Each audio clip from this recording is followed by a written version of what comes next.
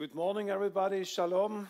Goedemorgen allemaal, shalom. The subject given to me this morning is Israel at a crossroad. En het onderwerp van deze morgen is Israël op een kruispunt. And I can give you the short talk, and this is very short. The answer is yes. Nou, het korte antwoord is ja. And of course you want to know why is Israel on a crossroad? Ja, en waarom is Israël dan op een kruispunt? And the answer is very simple. En het antwoord is heel simpel. Because the Bible tells us so. Want de Bijbel vertelt ons dat. If you open your Bibles in ICEJ chapter 14. Laten we naar Jesaja hoofdstuk 14 gaan. You heard this is the calling mandate of the International Christian Embassy, Jerusalem. En dit is het mandaat van de Israëlische ambassade in Jeruzalem. It starts with a very well-known verse, comfort, comfort my people, says your Lord. Which verse first? 40 verse 1. Ja. Isaiah 14 verse 1. 40. Sorry. 40 is mijn fout, mensen. Jesaja 40 vers 1. Troost, troost mijn volk, zal uw God zeggen. Spreek naar het hart van Jeruzalem en roep haar toe dat haar strijd vervuld is, dat haar ongerechtigheid verzoend is, dat zij uit de hand van de Heere het dubbele ontvangen heeft voor al haar zonden. Speak tenderly to Jerusalem, it continues. Speak tenderly to Jerusalem, verse 2.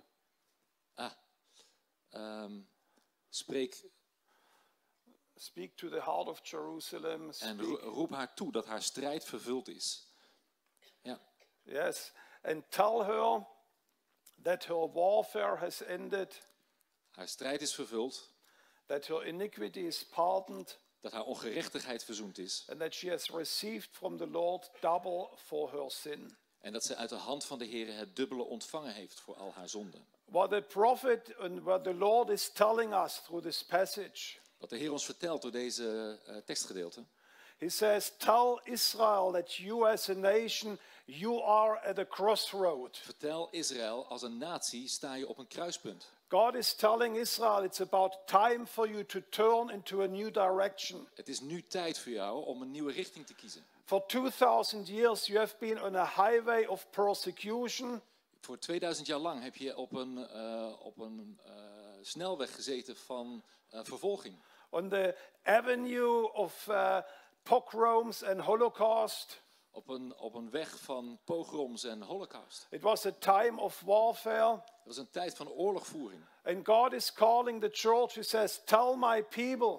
En nu zegt God, vertel mijn volk. It's time to change the avenue. Het is tijd om wegen te veranderen. I'm going to change the direction of you as a nation. Ik ga de richting van jullie als natie veranderen. It's not anymore persecution, but blessing. Het is niet meer vervolging, maar zegen. It's not anymore dispersion, but ingathering into Israel. Het is niet langer verspreiding, maar ik breng jullie samen in Israël. It's not anymore dryness and insufficiency.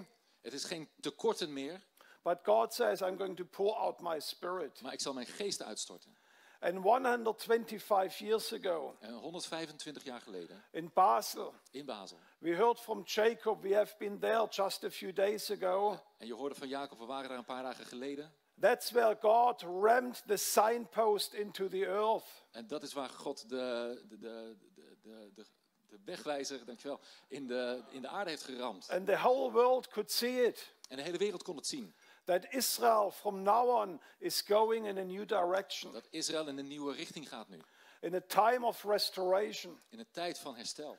And God is telling here the church, he says, tell my people. En God zegt hier, vertel mijn volk. Tell them it's a season of change, a season of new beginnings. Het is een tijd van een nieuw begin en een nieuwe start. If you study the book of Isaiah in chapter 40 onwards, all the way to the end of the book. Als je hoofdstuk 40 doorleest tot het einde van het boek. It repeatedly says, this how it was, but now I'm going to do that. Dit is hoe het was, maar dit is hoe het zal worden. And that's quite an amazing concept. En dat is een behoorlijk indrukwekkend concept. Because we believe in the God who is the same yesterday, today and forever. Want God is dezelfde gisteren, heden en in de toekomst. But here he is telling us. Maar hier zegt hij ons. I'm actually changing the way how I'm dealing with my people.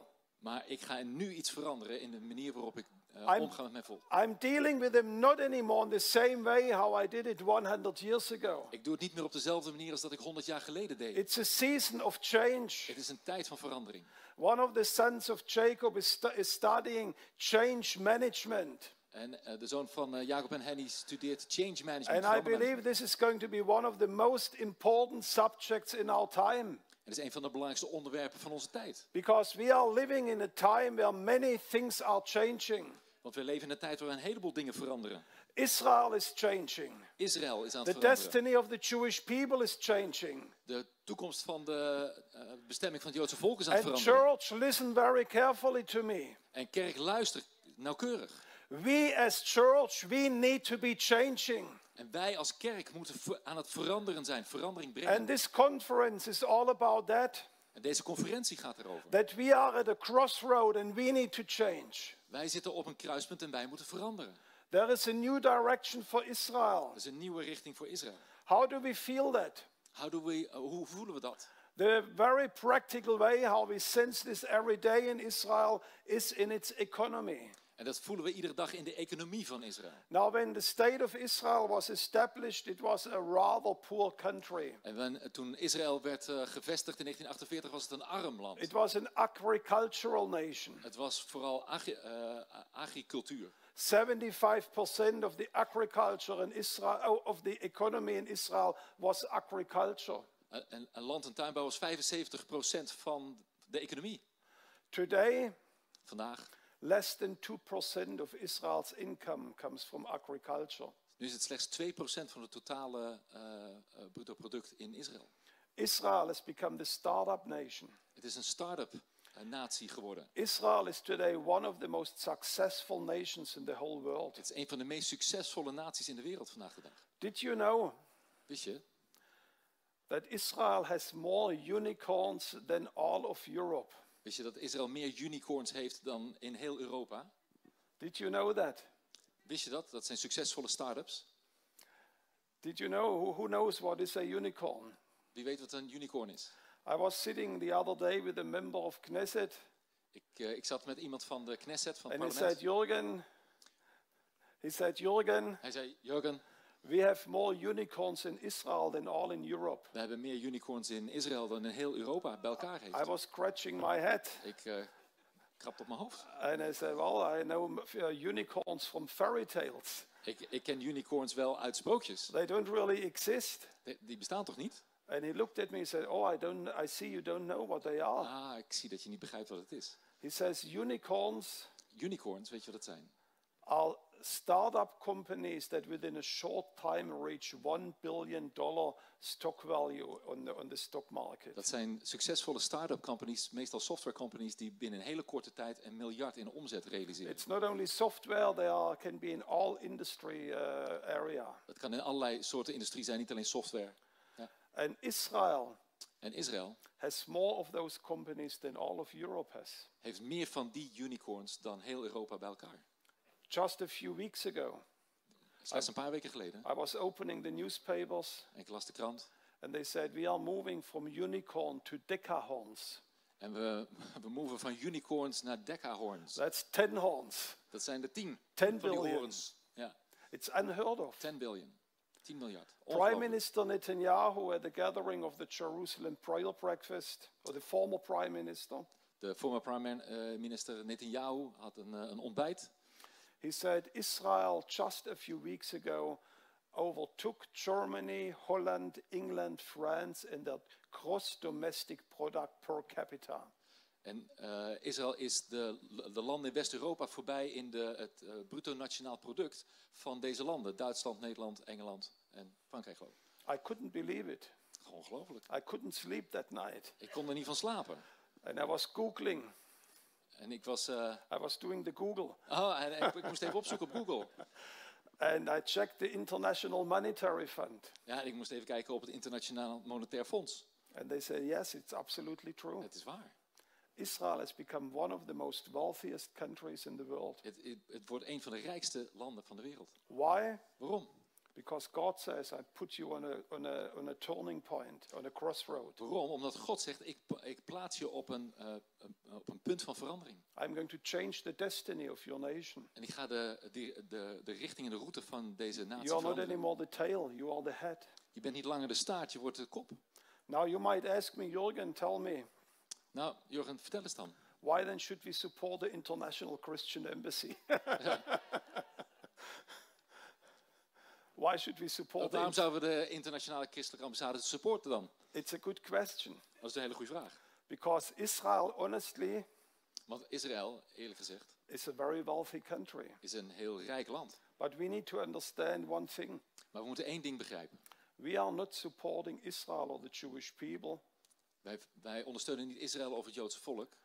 because they are a poor country or because they are more needy than other nations. Omdat ze arm zijn of omdat ze in nood zijn, specifiek. The Bible says there are three main reasons why we need to stand with the Jewish people. Er zijn 3 belangrijke redenen waarom wij achter het Joodse volk staan. Number one, Paul says, we are their debtors. Nummer 1 zegt, wij zijn hun schuldenaars. We bless them because they blessed us.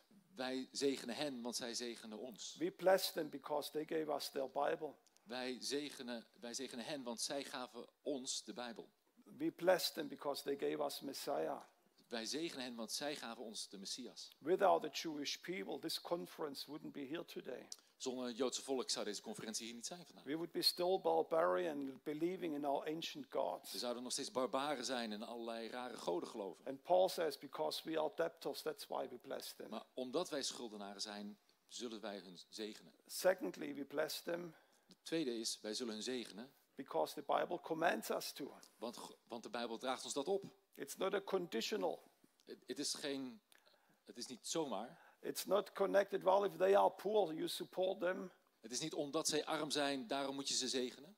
But God says, I want you to comfort them Ik wil dat je ze troost, because I'm going to bless them. want ik ga ze zegenen. So I want the church also to bless them. Dus ik wil dat de kerk hen ook zegent. And let me tell you, En laat me je zeggen, you know, one of the big advantages of the International Christian Embassy in Jerusalem is en een van de voordelen van de ambassade in Jeruzalem is, that our headquarters is in Jerusalem. dat ons hoofdkantoor is in Jeruzalem. We deal every single day with Israelis and with the Jewish people. We zijn de hele dag omringd met Joodse mensen, met Israëli's. And we see every day the impact that your support makes in Israel. En we zien iedere dag de impact die jullie support maakt op het werk in Israël. We just saw this last week again at the ICEJ-congres. We zagen dat afgelopen week op dat Zionistencongres in Basel. Israelis came to me with tears in their eyes. Israëli's kwamen naar mij toe met tranen in hun ogen. They said, you don't know what it means for us that you are standing with us. Je hebt geen idee wat het betekent dat jullie met ons staan in het midden. Our home for Holocaust survivors that you just saw.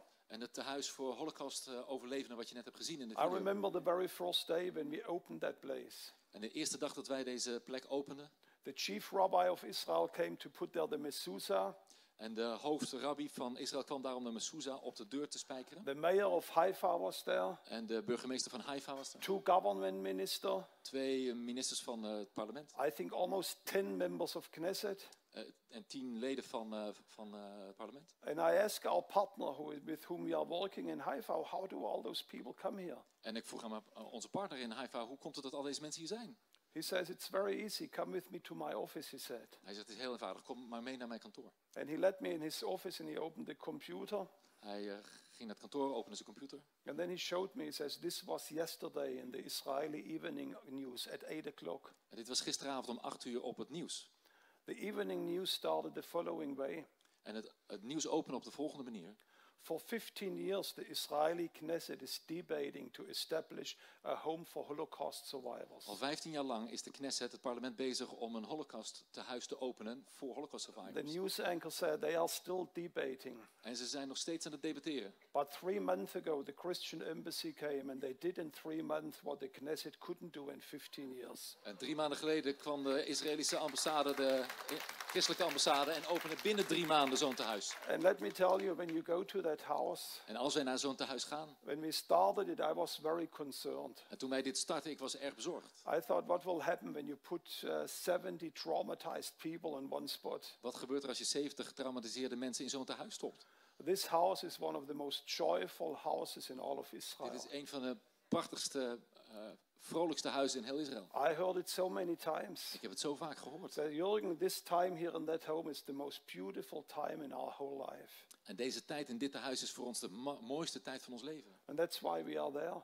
Daarom zijn we daar. To show them your love. Om onze liefde te The tonen. Bible commands us to do so. En de Bijbel draagt ons op om dat te doen. And thirdly, Een derde punt. we bless Israel Wij zegenen Israël. not because they need it, Niet omdat ze het nodig hebben. but because God says, if you do so, I'm going to bless you in return. Maar als je hun zegent, zal ik jou zegenen. I was telling this morning the story to one of the young couples at the breakfast table. En ik vertelde dit verhaal vanmorgen aan aan een jong koppel aan de ontbijttafel. I remember 15 years ago, Apostle Alberto coming to me to the Feast of Tabernacles. En ongeveer 15 jaar geleden tijdens de feest van de tabernakels. He's a pastor of Over het feest. a church in Bolivia. Er is een kerk in Bolivia. When he came to me, I googled Bolivia. En ik googelde Bolivia. I found out it's the poorest country in all Latin America. En het is het armste land in heel Latijns-Amerika. And this man came to the office and he pulled out his rucksack. En deze man kwam naar het kantoor en hij leegde zijn rugzak. And he put a pile of $1-2 notes on the table. En hij maakte een stapeltje van 1 en 2 dollar biljetten op de tafel. And he said, these are $1,500 from our church. We want to bless Israel. Dit is $1,500 van onze kerk. Wij willen Israël zegenen. And I told him, maybe in my German arrogance, En ik zei misschien wel in mijn Duitse arrogantie. I said, I know you are coming from a very poor country. Ik weet dat je van een heel arm land komt. We really, can even make it without, but you might need this money more than we need. Ik kan me voorstellen dat jullie dat geld veel beter kunnen gebruiken dan wij. I never forget his reaction. En ik zal nooit vergeten wat hij zei. He grabbed my hand, Hij pakte mijn hand, mijn and it arm. was really painful. Hij kneep hard. His head turned red, En zijn gezicht werd rood. and he grabbed me and looked me in the eyes, En hij keek mij in de ogen. and he says, Jürgen, I won't allow you to rob the blessing of blessing the Jewish people. Ik zal niet toestaan dat jij de zegen wegrooft voor Bolivia. If you don't take the money, I give it to somebody else. Als jij het niet aanneemt, zal ik naar iemand anders gaan. Fast forward now 15 years. 15 jaar later. His little church Zijn kleine kerk. today have more than 10,000 members in Meer Bolivia. dan 10.000 leden in zijn kerk. Every Saturday, they have 2 services. Ze hebben nu 2 diensten. One on Saturday, one on Sunday. Eentje op zaterdag, eentje op zondag. Whatever comes in the offering on Saturday, Wat er ook maar binnenkomt in de giften van zaterdag, they send it to the Christian embassy. dat gaat naar de Christelijke Ambassade. And even during COVID, they did that. En zelfs tijdens de coronatijd. They told people, you cannot come, but please send us money to bless Israel. Dus ook als je niet naar de kerk kunt komen, ondanks dat, geef toch aan Israël. It was a time of even greater economic hardship. Het was een enorme, zware tijd in Bolivia. I just talked to him a few weeks ago. En ik sprak met hem een paar weken geleden. He said, Jürgen, this was the best thing that we could have done Dit is het beste wat we konden doen. because the Lord blessed our church. Want God zegene onze kerk. During COVID-19, he said, En zelfs tijdens deze pandemie. more than 2,000 people gave their lives to Meer dan Jesus. 2000 mensen gaven hun leven aan de Our Heer church Jezus. is growing. Onze kerk groeit And nog he steeds. says, I know it's because we are blessing Israel. En ik weet dat het is omdat wij Israël zegenen. That's why we bless Israel. Daarom zegenen we Israël. Yes, Israel is at a crossroad. En daarom is dit op de They kruispunt. are advancing, Ja, ze gaan voorwaarts. but we are blessing them in this amazing journey. En wij zegenen hen op deze geweldige reis. Secondly, Israel is at a crossroad environmentally. Israël is ook op een kruispunt milieutechnisch. Very briefly, Israel was a huge desert when the Jewish people came. Israël was een heel arm, uitgewoond land. And when Mark Twain came to Israel, he says, I couldn't find a tree that gives me shade. En toen Mark Twain naar Israël kwam, eind 1800, zegt hij, ik kon geen enkele boom vinden voor schaduw. Over the last 125 years, Maar in de laatste 125 jaar Israel was planting 300 million trees in Israel. Israël heeft meer dan 300 miljoen bomen geplant in Israël. Israel today is the only country in the whole world En vandaag de dag is Israël het enige land in de hele wereld where the desert is retreating. waar de woestijn kleiner wordt. Even in Germany, the desert is increasing. Zelfs in Duitsland wordt de woestijn groter. I saw it just a few days ago on television. Ik zag het juist een paar dagen geleden op televisie. I couldn't believe it. Germany and desert. Duitsland en de woestijn. But then I learned in Brandenburg a whole lake dried out. In Brandenburg een heel meer is uitgedroogd. And the sand of this lake is expanding to the surrounding areas. En het zand van dit meer is aan het verstuiven in de And the omgeving. journalist said the desert is now even at the fringes of the city of Berlin. En nu komt het zand al aan de kant van Berlijn. We were a few months ago with a team from Israeli scientists in the Negev. We waren met een team van Israëlische wetenschappers in de Negev-woestijn. And I was blown away what I saw. En ik was zo verbaasd met wat ik zag. Not only is the Negev desert retreating every single year, Niet alleen is de Negev-woestijn kleiner aan het worden, but Israeli researchers, they are finding game-changing technologies with tree planting. maar ze vinden technologieën uit in de Negev over het planten van bomen die zijn mind-blowing. Dat is bijzonder. Mike Carey, the environmental czar of the United States. Een milieuspecialist uit de VS. Mike Carey was the former foreign minister. Oh, hij was de voormalige buitenlandse zakenminister uit de VS. He just came back from Israel. En hij kwam terug uit Israël.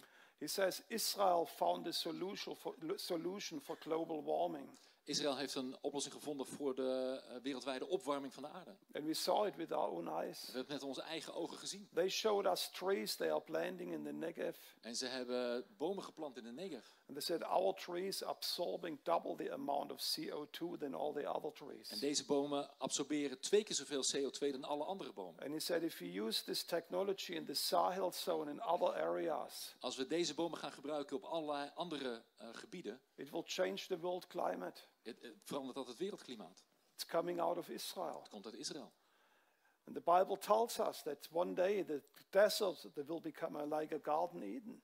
En de Bijbel vertelt ons dat de woestijn een dag zal zijn als het Hof van Eden. Thirdly, there is a crossroad in relationship to the Arab nations. En er is een kruispunt in samenspel met de Arabische landen. It started maybe 10 years ago when the so-called Arab Spring started. En het begon een jaar of 10 geleden toen de Arabische lente startte. We all remember the big demonstrations that were in the capital of Egypt in Cairo. En je kunt je waarschijnlijk de grote demonstraties herinneren in Egypte, in Caïro. With 1 million radical Muslims demonstrating against their government. Met miljoenen radicale moslims die demonstreerden tegen hun overheid. This led 1 year later to the rise of ISIS. En dit bracht ISIS voort, een jaar later. And this horrible force was not a terror organization against the West. En dit was geen terreurorganisatie tegen het Westen. But this brought terror to the doorsteps of Arab people all across the Middle East. Maar het bracht terreur aan iedere Arabier in het Midden-Oosten. And suddenly there was an awakening in the Arab world. En de Arabische wereld werd wakker. Where for the first time they realized we have a problem at home. En ze realiseerden zich, we hebben een probleem thuis. And they made all kinds of phone calls. En ze maakten telefoonbelletjes. They called to America, they called to Europe. En ze begonnen te bellen naar Amerika en Europa. You need to help us to fight terrorism. Je moet ons helpen om terrorisme te vechten. They very quickly found out they couldn't find help neither in America nor in Europe. Maar ze konden geen hulp vinden, niet in de VS en niet in Europa. And they discussed with each other. En ze begonnen te discussiëren onder elkaar. And they said the only country in the world that successfully fights Islamic terrorism is the nation of Israel. Het enige land dat succesvol terreur vecht, islamitische terreur vecht in de wereld, is Israël. Then there was another challenge. This was the country of Iran. En daar was het land Iran, dat was nog een uitdaging. A very militant branch of Islamism. Een hele militante tak van het islamisme. And all those wealthy Gulf states realized if they attack us, nobody will defend us. En die rijke golfstaten realiseerden zich dat als zij worden aangevallen door Iran, wie zal ons And they verdedigen? timidly started to reach out to Israel. En ze begonnen uit te reiken naar Israël. They sent mullahs to Auschwitz. Mullahs. Mullahs to Auschwitz. Ze hebben mullahs naar Auschwitz gestuurd. They started visiting the country of Israel in an undercover way. En ze begonnen in het geheim Israël te bezoeken. And 3 years ago, they started contracts through the Abrahamic Accords with Israel. En toen kwamen de Abraham-akkoorden met Israël een paar jaar geleden. I spoke with quite a number of Israeli diplomats who are working in Abu Dhabi and Dubai and all those countries. En ik heb gesproken met aardig wat diplomaten, Israëlische diplomaten in deze golfstaten. I asked him, is this just a deal of political convenience? Is dit gewoon een politieke deal of is dit meer? And he says, no, the people are with us. Nee, de mensen staan hierachter. He says, if you go to a supermarket of Abu Dhabi and of Dubai, Als je naar een supermarkt gaat in Abu Dhabi of in Dubai, you actually can buy there proudly displayed, these are fruits coming from Israel. je kunt de vruchten, het fruit kopen uit Israël, proudly presented. And they buy it, and people are buying them. En mensen kopen dat. The parents want to send their children to study in Israel. En mensen willen hun kinderen naar Israël sturen om te studeren. There is a wind of change in the Middle East. Er is een wind van verandering in het Midden-Oosten. And it's good. Dat is goed, Because the Bible tells us. want de Bijbel vertelt I want you ons. to open your Bible in Isaiah 19. En ik wil graag met je Jesaja 19 openen. Isaiah 19 says, there will come a day in chapter 23 all the way to 25. Jesaja 19 vers 23 tot en met 25. If you read it. Op die dag zal er een gebaande weg zijn van Egypte naar Assyrië. De Assyriërs zullen in Egypte komen en de Egyptenaren in Assyrië. De Egyptenaren zullen samen met de Assyriërs de Heere dienen. Op die dag zal Israël de derde zijn, naast Egypte en Assyrië, een zegen in het midden van de aarde. Want de Heere van de legermachten zal hen zegenen met de woorden: gezegend zijn mijn volk Egypte, het werk van mijn handen Assyrië en mijn eigendom Israël. God says there will come change to the Middle East. God zegt er komt een verandering in het There Midden-Oosten. will come a crossroad to the Middle East. Er komt een kruispunt in het Midden-Oosten. And let me tell you, we have passed this crossroad. Wij zijn dit kruispunt al voorbij. And it's not only on the political area, Het is niet alleen politiek, it's also happening spiritually. maar ook geestelijk. There is a Isaiah 19 house of prayer of Mesopotamia in the middle of Iraq. In het midden van Irak, in Mesopotamië, is er een huis van gebed. Dat heet Jesaja 19. Joshua Gooding was there just a year ago. Joshua was daar recent, een jaar geleden. A lot of Arab believers there. Een heleboel mensen daar. And when they heard Joshua is coming from Israel, En toen ze hoorden dat Joshua zou komen vanuit Israël, they had tears in their eyes. hadden ze tranen in hun ogen. They said, you are welcome. Jullie zijn welkom. We want to bless the Jewish people. We willen het Joodse volk zegenen. Now let me tell you, these are new voices in the Middle Dit East. zijn absoluut nieuwe stemmen in het You Midden-Oosten. didn't hear them 10 years ago. Dat hoorde je 10 jaar geleden niet. Egypt, In Egypte, last year, not last year, 2019, in 2019, the last physical Feast of Tabernacles. de laatste Loofhuttenfeest. We had a delegation of 20 pastors coming from Egypt. Er waren 20 voorgangers uit Egypte. In spring 2019, we went to Egypt to visit those pastors. En in de lente van 2019 gingen we naar Egypte om ze te bezoeken. And I brought my full artillery with me to defend myself. En ik heb al mijn artillerie meegenomen om mezelf te kunnen I verdedigen. had all the Bible passages ready to tell them they need to bless the Jewish people. En ik had al mijn bijbelteksten klaar van je moet Israël zegenen. I didn't need to pull my weapons. Ik hoefde mijn wapens niet te trekken. I met with those pastors. Ik ontmoette deze And voorgangers. they had all one question. Ze hebben maar één vraag. They said, Jürgen, we were reading Zechariah 14. Jürgen, vertel eens, wij lazen Zacharia 14. It says in the end of the days, all the nations will go to Jerusalem to celebrate the Feast of Tabernacles. En er staat dat in het einde der tijden alle naties zullen optrekken naar Jeruzalem om And het then they Loofhuttenfeest said, te we vieren. continued reading verse 15 and 16. En we hebben doorgelezen in hoofdstuk 15 en 16. And it's the only country that is mentioned by name. Het is het enige land wat genoemd wordt bij It's naam. our country, it's Egypt. Het is Egypte. It says, and if Egypt will not go, En als Egypte niet there gaat, will be no rain on Egypt. dan zal er geen regen komen op Jürgen, Egypte. how can we come to the Feast of Tabernacles? Hoe kunnen wij naar het Loofhuttenfeest komen? And we had 20 people standing on our platform. I never forget that. En we hadden 20 mensen op ons platform staan. Ik zal het nooit vergeten. And one of the pastors showed me his cell phone. En iemand toonde zijn mobiel. He says, listen, you read Jürgen, this is happening right now in Egypt. Kijk nou, Jürgen, wat er gebeurt hier in Egypte. And I was reading the headlines. En hij las de krantenkoppen. There were torrential rainfalls in Cairo and all over Egypt. Er waren enorme regenvallen in Caïro en in Egypte. Now, if you check out about the weather situation in Egypt, Nou, als je het weer controleert in Egypte, there is no rain in September, er is geen regen in september. but the streets of Cairo were flooding Maar de straten van Caïro waren while their overstroomd. delegation was in Jerusalem for Terwijl er een Sukkot. delegatie in Jeruzalem was. And they were telling us, En ze vertelden ons, they said, Jürgen, do you know Jürgen, wist je, that in our churches there are people who are starting to learn Hebrew?